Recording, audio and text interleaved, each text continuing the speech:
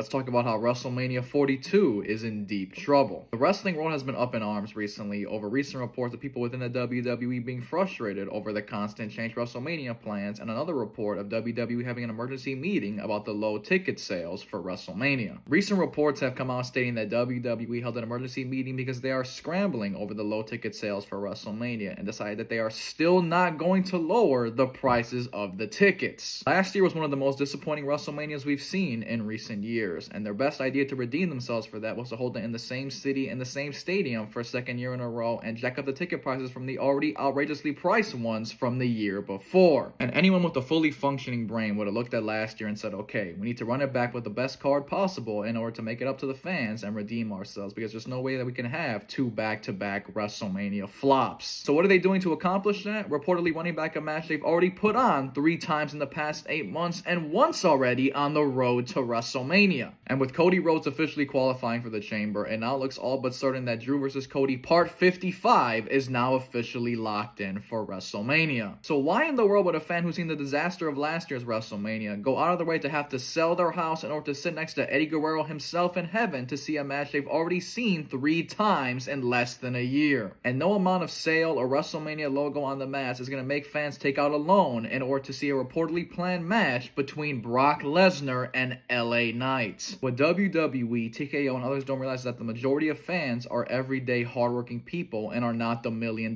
man. And it's always been that way, with the wrestling business being built on the backs of working class fans coming to see the shows. So when a working class family saves for months or even years to take their family to WrestleMania, once those tickets drop and they see the initial prices, if it's unaffordable for them, that's it. And they don't have time to wait for months for the prices to go down or go on sale when they could be using that money for crucial necessities. And because not all WWE fans live in the US, holding WrestleMania in the same city and the same stadium for a second year in a row doesn't give overseas fans an incentive to experience a whole new city and avoid another WrestleMania flop when you're holding it in the same place for a second year in a row. And unlike Triple H, or should I say Paul now, not everyone has the luxury of making out with a billionaire's daughter and being able to use her dad's private jet whenever they want. So a regular fan can just hop off their couch and say, fuck it, let's go to WrestleMania, pull 10 grand out of their ass, and just do whatever they want. So for those at WWE wondering why the ticket prices are so low, it's because the prices are currently outrageous, and for the past year, the booking has been so bad, it's given fans zero incentive to go out of their way to pay those prices in order to watch a WrestleMania that currently has 0 can't-miss matches that all can be enjoyed from the comfort of someone's own home. I had the pleasure of going to back-to-back WrestleManias at 39 and 40 because the Roman Cody matches were absolutely cannot miss. And if you told me that Cody Rhodes had one last chance to finish the story, but it was being held in the middle of Afghanistan 2001, I would still be there no matter what. And WrestleMania 42 does not have that same feel. So I'm going to give WWE some free advice. If you want ticket sales to go up, get that title off of Drew, put it onto Cody, and give us Cody versus Orton for the WWE title. And therefore, your 2 WrestleMania main events are Cody versus Orton and Punk versus Roman. And that's your problem solved. And in the words of Damien Sandow,